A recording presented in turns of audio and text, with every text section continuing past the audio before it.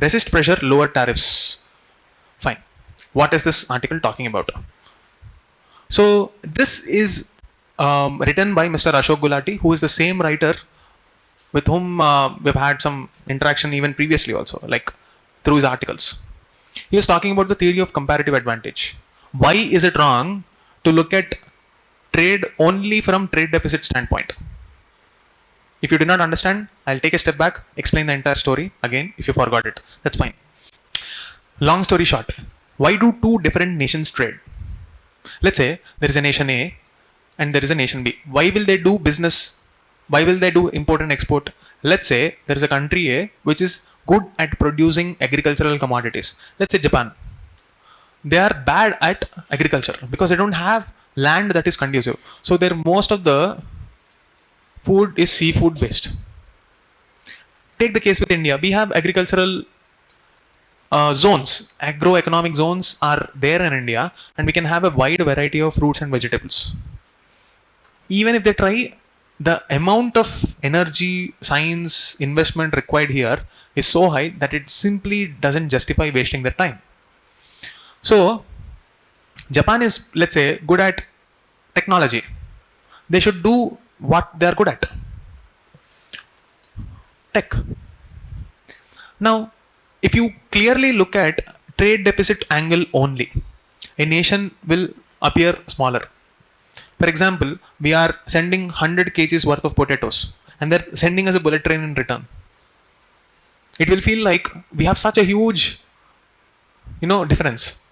But imagine India has the capacity to sell potatoes to every nation in the world. Collectively, we can feed the world. But Japan cannot sell a bullet train to every country. Not every nation can afford it. They're not gifting us, we are buying it. How can you buy a bullet train with just one country's potato sale? It's not possible. It's possible because we are selling it across the world. This is the theory of comparative advantage, and we should not look at bilateral relations only from this strategic standpoint. For example, in the Russia-Ukraine war, what happened? When the war broke out, middle class people in India were concerned because sunflower oil rates were rising. Ukraine was the supplier of sunflower. Somewhere they are fighting and we are worried that we can't eat pakodas. That's the power of globalization. And this theory of comparative advantage, as the writer calls, should not be ignored. And therefore, he says that don't look at an issue only from a trade deficit standpoint. Collectively, we are doing much better. This is his theory. But in reality, what happens? In reality, if you look at this potato analogy only, what if this entire potato analogy, what if this entire potato crop is with one person? Monopolies. There will be structural inequalities. Even in this monopoly, even if he has 90% market share, that rest 10% is shared by 90% people. They have at least something to look forward to. But now you impose these tariffs, impose everything and put pressure. Somebody will come into India and give cheaper goods, cheaper potatoes here also. They will not even recover their investment. The same analogy is what exactly was the cause of concern for India to not sign something called RCEP 10 years ago. Okay. Why? Because in this deal, we were worried that the milk producers, milk farmers, they will suffer because in this so-called regional comprehensive economic plan or partnership program, there was New Zealand and Australia. New Zealand especially was the leading dairy producer. So we wanted to protect our farmers. Therefore, we denied entering this. Nothing changed in the last 10 years. Now Trump is in power. He wanted to impose tariffs on India and he called us tariff king. As if, he has this way of coming up with some fancy terms to capture the attention of his voters.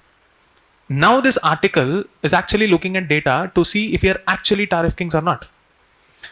And this analysis shows us that as far as the agricultural commodities is concerned, we have higher tariffs than many other countries in the world.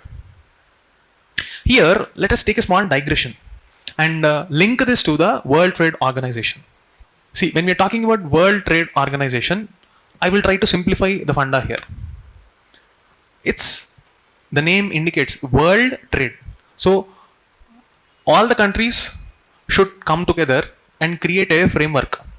So at that point of time, I'm not going into the depth of the details. At that point of time, isn't it fairly obvious when India comes to the negotiating table, we will negotiate what is good for us? So we negotiated the same. We wanted our farmers to be protected in this deal. And the justification ranged from food security of the nation, financial security of the farmers, and finally, we even argued about the colonial legacy in many instances. Okay? What do I mean by this? See, when two countries start trading, it is, let's say, a country, India. We are selling potatoes at 10 rupees. Now, China will come and dump it on 5 rupees. If India wants to stop that, we will impose 5 rupees duty to make it equal. Or if India wants to completely make it unviable, we will put 10 or 10 rupees. Oh, no, it will be 10 rupees in India and Chinese potatoes will be 15.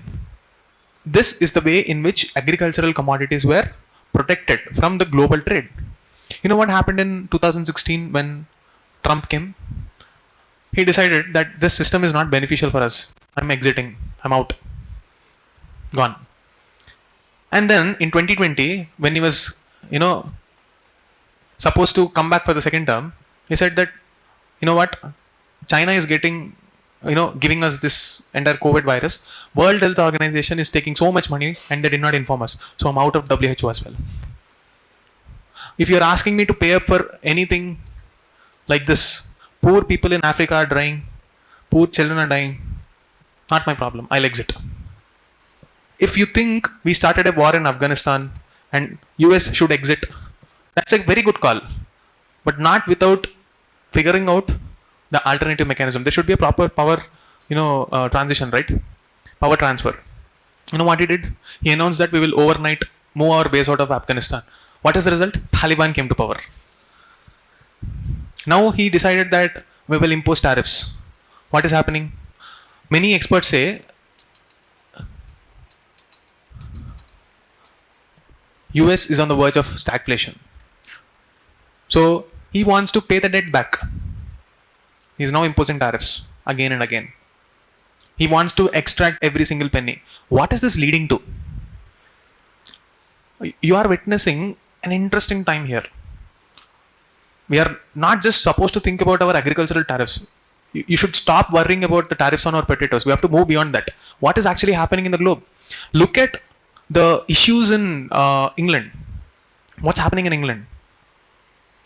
In England, you have had a right-wing party claiming that we have to send immigrants back. Where did that entire event happen? If you open X, see that who's the founder of X? He's not the founder. He's just the owner. He bought the platform. Nobody remembers the owner anymore. Founder anymore. That's the power of money. If you open his account, his entire discussion agenda is about how X became the platform of free speech. We are witnessing a very interesting time. He is actually supporting some person for the political leadership in England. It's a clear-cut intervention of a technocratic company in mobilizing support for a specific political party. Can you guarantee that opinions cannot be manufactured? This is exactly the scandal we were talking about in Cambridge Analytica. See, whatever Musk says is immaterial. Democracy cannot be at the mercy of a platform. See the patterns emerging across the world. On one hand, the government fell in Nepal. They called it the Gen Z revolution. We don't know if they are irritated if TikTok was not banned or if it was left out, or it's actually the corruption problem. You're also witnessing a trend where the interim leader of Nepal was elected by an algorithm decided by AI. There is, a voting pattern which influenced people through Discord. Discord is a platform like, we can say something like WhatsApp or much more than that. It's a community. On that, when a list is given based on the public opinion curated by AI, they decided the leader. An election is decided by AI. On one hand, you have Musk talking to the leader of the anti-immigration, riots, claiming that immigrants should be sent back. On the other hand, Trump says that we will either construct a wall, or if that is not financially viable because we are under debt, we would send them back anyway.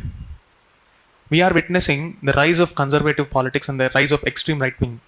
We are seeing a trend where smaller countries are becoming the casualty.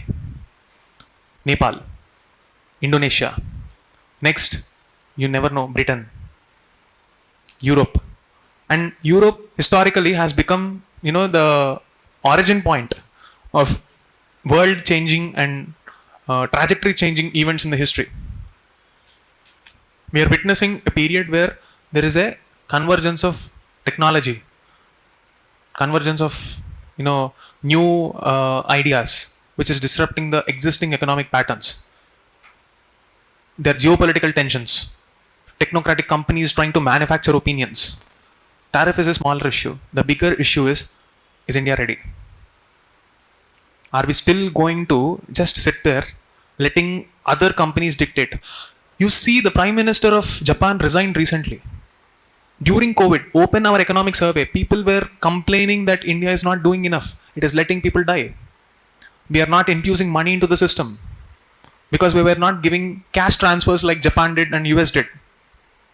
The best thing that probably the government took at that point of time, and the best stance, is to infuse money indirectly through this so-called Atmanirbhar package on 13th May 2020.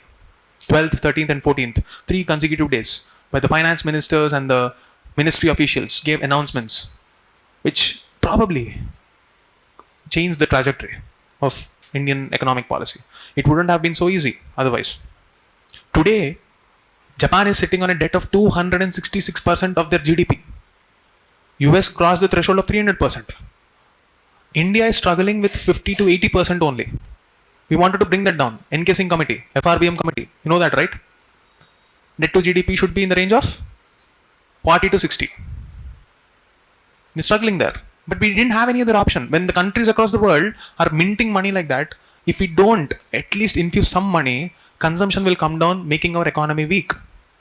Why am I discussing all this in this present article? Because it is not just about tariffs anymore. It is about India's positioning in the global architecture. You cannot ignore what is happening out there. Internal security becomes important.